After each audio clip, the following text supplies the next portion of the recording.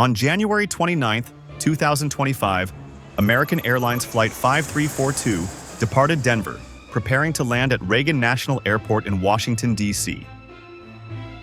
At the same time, a U.S. Army Blackhawk helicopter was conducting night training in the same airspace, just a few hundred feet away. In less than 17 seconds, the vehicle was upgraded to a high-level violation and cleared to leave the airspace. The two vehicles collided head-on in midair, just above the Potomac River, killing 70 people.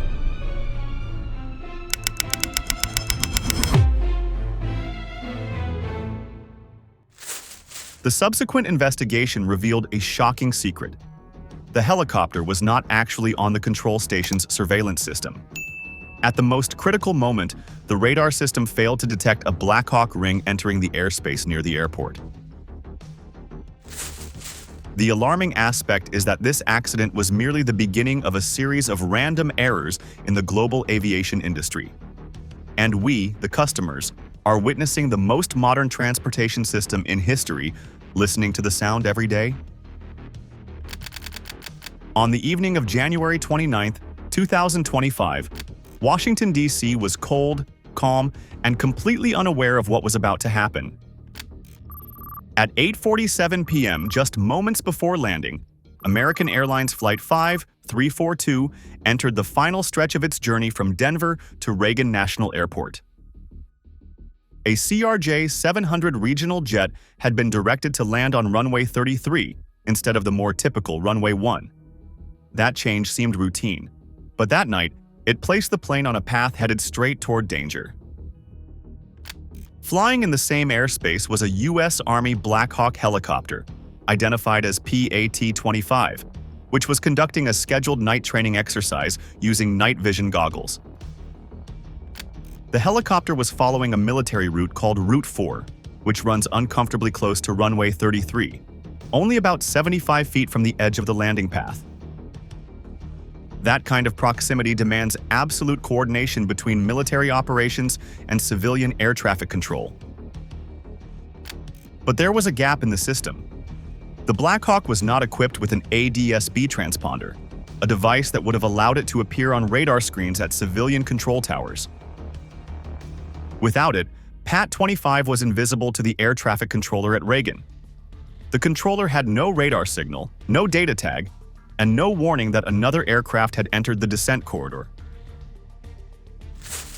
17 seconds before the crash, PAT-25 broke its altitude restriction. It climbed from its assigned 200 feet to 325 feet, entering the protected airspace reserved for descending commercial flights. At the same time, Flight 5342 was locked into its final approach and had little room to maneuver. Climbing or turning away would have required more time than it had. Inside the tower, things were spiraling. Due to staffing shortages, only one air traffic controller was on duty. That person was juggling both civilian and military traffic, a workload typically handled by at least 2 specialists. The controller quickly issued an emergency instruction, telling the jet to pass behind the unknown traffic. But the message never reached the cockpit. At that exact moment, someone aboard the Blackhawk had pressed the transmit button on their radio, unknowingly blocking the controller's transmission. The CRJ's pilots didn't hear the warning. They flew forward, unaware that a helicopter had just climbed into their path. The Traffic Collision Avoidance System, TCAS, which might have saved the flight, didn't activate. It doesn't work under 500 feet of altitude, and both aircraft were already below that threshold. No alert came. No traffic warning. Just silence. In those 17 seconds, every safeguard in modern aviation failed at once. A blind spot in the radar system. A crowded frequency. A single controller overwhelmed. When Flight 5342 and PAT-25 collided just above the icy waters of the Potomac, it wasn't a matter of one mistake. It was a chain of missed chances and hidden risks. For many Americans, it was a moment that felt too familiar. Another peaceful sky turned into a graveyard. Another reminder that even in the most controlled environments, disaster can still come without warning. But this was only the beginning of the story. Because the next question everyone began to ask was simple. Who were the people on board? And what happened to them in those last terrifying moments? At exactly 8:47:59 p.m., everything changed in the blink of an eye. Flight 5342, a CRJ-700 carrying 64 people from Denver to Washington, was just seconds away from landing when it collided with a Blackhawk helicopter over the Potomac River. The jet was descending in full landing configuration. The collision tore both aircraft apart mid-air. Flight 5342 lost its tail section instantly, breaking into multiple pieces. At the same time, the helicopter exploded, its rotor blades snapping off as the fuselage disintegrated. Debris rained down into the icy river and onto nearby roads and trees. Within seconds, fireballs lit up the dark sky. Drivers on the George Washington Memorial Parkway pulled over in panic, unsure if they had just witnessed a terrorist attack or a missile strike. There were no survivors. All 64 people on board the jet and all 6 military personnel on the helicopter died instantly. But numbers alone don't explain the pain this event caused. These weren't just statistics. They were people with names, plans, and loved ones waiting at the arrivals gate. Among the passengers were 28 children, part of a junior national ice skating team returning from a competition. Their coach, their parents, and their teammates were waiting at the airport. Some of the kids had posted joyful clips online just minutes before boarding. One girl filmed her team singing together, medals around their necks, unaware it would become the last video of their lives. That post was shared over 30 million times within 48 hours, turning the tragedy into something painfully real. Others on the plane included international visitors and ordinary Americans. A retired teacher was flying home after visiting her sister. A couple from Illinois had just married and were on their way to start a new life. A young man was about to begin a job at the Capitol. One of the victims was a veteran pilot who had flown missions overseas before retiring from the Air Force. Emergency crews arrived within minutes of the crash. Firefighters and police searched the riverbank. Coast Guard boats moved quickly over the water. Divers began recovering debris almost immediately, but most of the aircraft had already sunk or burned. The cold water made conditions nearly impossible. Recovery teams worked for 3 straight days, pulling twisted metal and personal items from the river's edge. The Blackhawk helicopter hit a wooded area near the shoreline. Trees were scorched black. The impact created a crater that could be seen from drone footage shared by local news. Officials first thought the disaster might have been caused by sabotage. But within hours, the truth emerged. There was no bomb. This crash didn't just end lives. It shattered confidence in the safety of American skies. It raised questions no one wanted to answer. Why was a military helicopter flying that close to a commercial landing route? Why didn't it broadcast a signal? Why was there no second controller on duty? And above all, could these 70 lives have been saved if just one thing had gone differently? In the next chapter, we'll dig deeper into the years of near misses, overlooked warnings, and flawed policies that may have set the stage for this disaster long before January 29th. For more than a decade, the airspace above Washington, D.C. carried a secret most people never knew about. Military helicopters like Pat-25 were flying dangerously close to commercial aircraft approaching Reagan National Airport without being seen on radar. It didn't just happen once. Since 2013, the FAA has recorded at least 10 near collisions between military helicopters flying Route 4 and civilian jets landing on runway 33. Each time the reports were submitted. Some were marked low risk, others under review, but none led to meaningful action. In 2016, a chilling internal memo from a Reagan air traffic controller warned that Route 4 posed a serious hazard during nighttime operations. The memo detailed how military helicopters, often flying without ADS-B signals, could not be seen by the tower's radar systems. Controllers had no way to track them. They were essentially invisible. One suggestion was to require ADS-B transponders on all aircraft, even during training missions, but the military refused. Their reasons? Security and cost. So the Blackhawks continued to fly into blind spots, and the danger kept growing. In 2019, another close call occurred when a National Guard Blackhawk drifted 150 feet too high and passed within 400 feet of a descending regional jet. That near hit was caught only because a tower controller spotted it visually, by chance. A report was filed. But once again, nothing changed.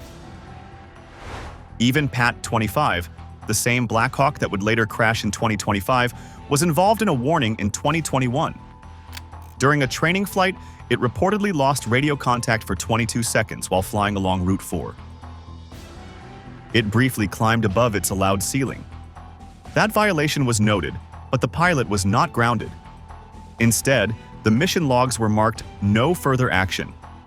Controllers kept asking for better coordination. The FAA said they needed more funding. The military said they needed more freedom. And between those excuses, the cracks kept getting wider. By 2023, a joint review team from the FAA and Department of Defense flagged the Reagan airspace structure as outdated and unfit for mixed-use operations. They recommended revising the routing of military aircraft near active runways. But the changes never came. According to a former FAA supervisor interviewed by CBS, the proposal sat in someone's inbox for nearly 18 months. Then, just 1 week before the crash, an anonymous tipster emailed the NTSB, warning of a ticking time bomb at Reagan's runway 33. The message mentioned untracked Blackhawks and unsafe coordination between towers and military command. It was never investigated. After the crash, the NTSB would call the entire system a house of cards. And the most painful part? It wasn't that no one saw the danger, it was that many did and were ignored. Now, with 70 lives gone, the nation finally had to ask, why weren't the rules fixed when the first signs appeared? But as you'll see in the next chapter, this wasn't just a problem of policy, it was a human problem. Because even the best systems fail when the people inside them are pushed past their limits. So what was happening inside the control tower in those final minutes? Most people assume that the skies above Washington, D.C. are the safest in America. This is the airspace above the White House, the Capitol, and the Pentagon. Every aircraft that enters is supposed to be watched, logged, and double-checked. But on January 29, 2025, that system didn't just break. It disappeared completely. The Blackhawk helicopter PAT-25 entered restricted airspace, and no one saw it coming. Why? Because it wasn't broadcasting an ADS-B signal. This technology, which sends real-time position and altitude updates, is standard for all commercial aircraft. It has been required by the FAA since 2020, but military helicopters are still allowed to fly without it. And on training missions like the one that night, they often don't turn it on. That makes them nearly invisible to civilian radar screens. PAT-25 showed up on military tracking systems, but not at Reagan National Airport. That's where the breakdown began. Inside the control tower, only one air traffic controller was on duty, responsible for both commercial jets and military helicopters. Normally, that job is split between two trained professionals. But due to staffing shortages and budget delays, the FAA had combined the roles. Controllers had warned about this for months. They said it was unsafe. They said it was too much. No one listened. And that night, the result was deadly. The controller believed PAT-25 had stayed under 200 feet and turned west, away from runway 33. But in reality, it had climbed to 325 feet, directly into the path of Flight 5342. No one in the tower noticed. Even the final line of defense, TCAS, the Traffic Collision Avoidance System, offered no help. That's because TCAS only works above 500 feet. Below that, it shuts off automatically to avoid false alarms near airports. So even when the two aircraft were seconds from impact, no warning sounded. No flashing lights, no traffic alert. Nothing. In a later hearing, Congress learned that PAT-25 had a history of radio problems in the same airspace. Pilots had complained that their messages weren't reaching the tower. Sometimes the signal dropped for just a few seconds. Other times, it vanished completely. No fix was ever ordered. The risk was labeled low. But on January 29th, that risk turned into a fireball above the Potomac River. It was a classic case of what experts refer to as the Swiss cheese model. Each layer of safety has a hole. But when the holes line up, disaster slips through. One invisible aircraft, one overwhelmed controller, one system that didn't work close to the ground. Together, those pieces created a perfect storm. It wasn't a terrorist attack. It wasn't a mechanical failure. It was a system designed for a different time, stretched past its limits in the heart of the nation's capital. And the most terrifying part? Nothing in that system was unique to Washington, D.C.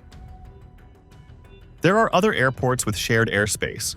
Other towers are short-staffed. Other aircraft are flying dark. So if this happened here, at the very center of American power, where else might it happen next? To find out, we need to leave D.C. Just 2 days after the Potomac disaster, another aircraft vanished from the sky.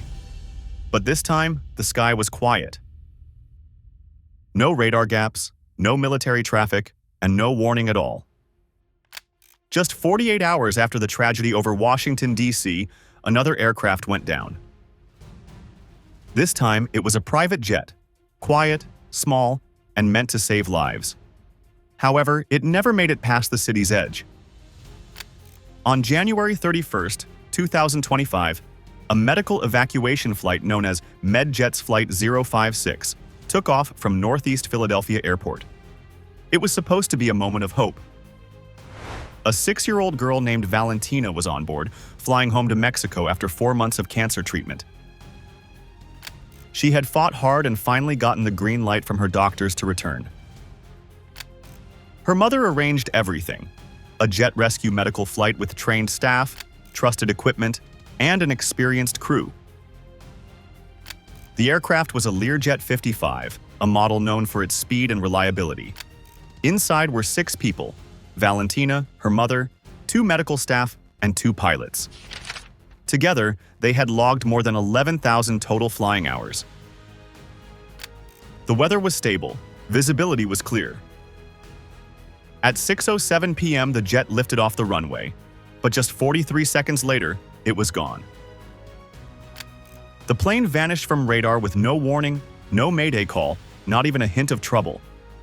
And then came the explosion.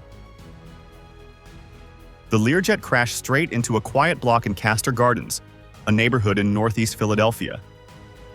It hit a group of residential buildings and a small restaurant, sparking a fireball that lit up the night sky. The flames spread through multiple homes, sending families running. 2 people on the ground were killed instantly. One was a father who had just gotten home from work. The other, a cook who never made it out of the kitchen. In total, 23 people were injured, including children playing just doors away from the blast. The jet was destroyed on impact. When first responders arrived, they found nothing but charred wreckage and torn-up pavement. What came next was even more shocking. Investigators located the aircraft's black box, the flight data recorder. But it wasn't recording. The device, which is designed to capture cockpit audio and instrument data, had failed. There were no recordings, no voice logs, no system readings. It was as if the plane had never existed. And the strangest part? There was no sign of mechanical failure, no engine fire, no smoke in the cabin, no bird strike. The engines were running normally when the jet left the ground. Everything should have been fine, but within seconds, everything ended. And for the second time in 1 week, aviation experts had no answers. This wasn't Jet Rescue's first major incident. In October 2023, one of their jets went down in Mexico under similarly mysterious circumstances. That crash was blamed on poor weather and pilot error.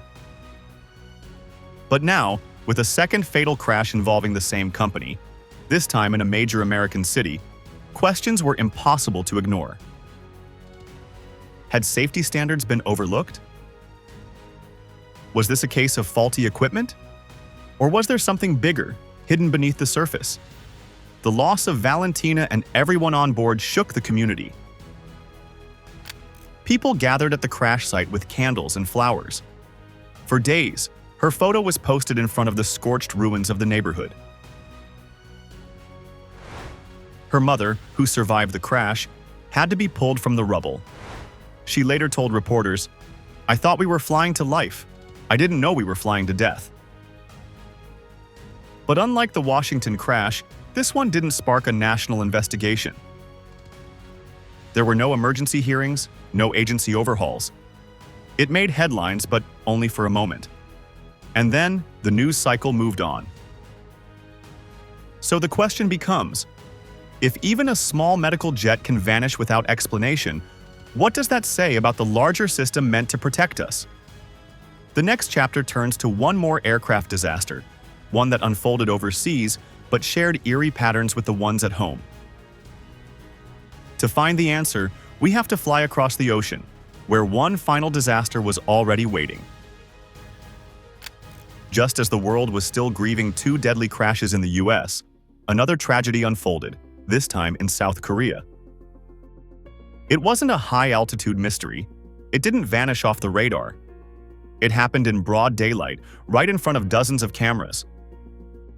On December 29, 2024, Jeju Air Flight 2216 was completing a routine international route from Bangkok, Thailand to Muan International Airport in South Korea. The flight carried 181 people, most of them South Korean tourists returning home after a 5-day holiday. Among them were civil servants, school officials, young children, and even retirees. At first, everything seemed normal. The Boeing 737-800 had taken off from Suvarnabhumi Airport at 2:28 a.m. local time. As the aircraft approached Muan for landing just after 9 a.m. KST, air traffic control issued a bird strike warning. Then, just 1 minute later, an emergency call came from the cockpit. The pilots reported that the landing gear had failed to deploy. They attempted a go-around. Then, a second landing. This time, with no gear. CCTV footage later revealed what happened. The aircraft slid belly down along the runway, sparks flying from the fuselage until it crashed into a reinforced concrete barrier at the far end of the airfield. The explosion was immediate. Fire erupted from the midsection of the aircraft and quickly engulfed the cabin. Emergency services responded within minutes. Over 1,500 responders were deployed, including 490 firefighters and 455 police officers. But for most on board, it was already too late. Of the 181 people on the flight, 179 were confirmed dead. Only 2 flight attendants, both seated in the rear, survived with serious injuries. It became the worst aviation disaster on South Korean soil, surpassing even the Korean Air 801 crash in Guam in 1997. And it was the first fatal crash in Jeju Air's 19-year history. Investigators quickly began searching for answers. At first, Jeju Air stated that there were no known issues with the plane. But records later showed that in 2021, the same aircraft suffered a tail strike during takeoff in Seoul. The damage was quietly handled, and the incident was classified as minor. Jeju Air never officially recorded it in their safety reports. This raised serious concerns. To make matters worse, the pre-flight inspection before the Bangkok departure lasted only 28 minutes, the bare minimum allowed by South Korean aviation law. That same plane had flown to 8 cities in just 2 days. It had been to Beijing, Taipei, Nagasaki, Jeju Island, Incheon, and more. The black box was recovered but partially damaged. Only the cockpit voice recorder remained intact. Experts now believe the gear system malfunctioned mechanically, but without full flight data, they can't prove it. So far, Jeju Air has faced heavy backlash, not just for the crash, but for years of safety lapses, rushed maintenance, and downplayed incidents. The aviation disasters of early 2025, the Washington, D.C. mid-air collision, the Philadelphia medical jet crash, and the South Korean runway tragedy, revealed alarming systemic vulnerabilities in global air transportation. These were not isolated incidents, but symptoms of deeper issues: outdated protocols, inadequate safety redundancies, and the dangerous assumption that technology alone could prevent catastrophe. Yet within this darkness emerged powerful lessons. The immediate grounding of non-compliant military aircraft, accelerated implementation of next-generation tracking systems, and unprecedented international cooperation on flight path management demonstrated our capacity for meaningful change. Aviation authorities worldwide adopted the Potomac Principles, a new framework prioritizing human oversight alongside technological safeguards.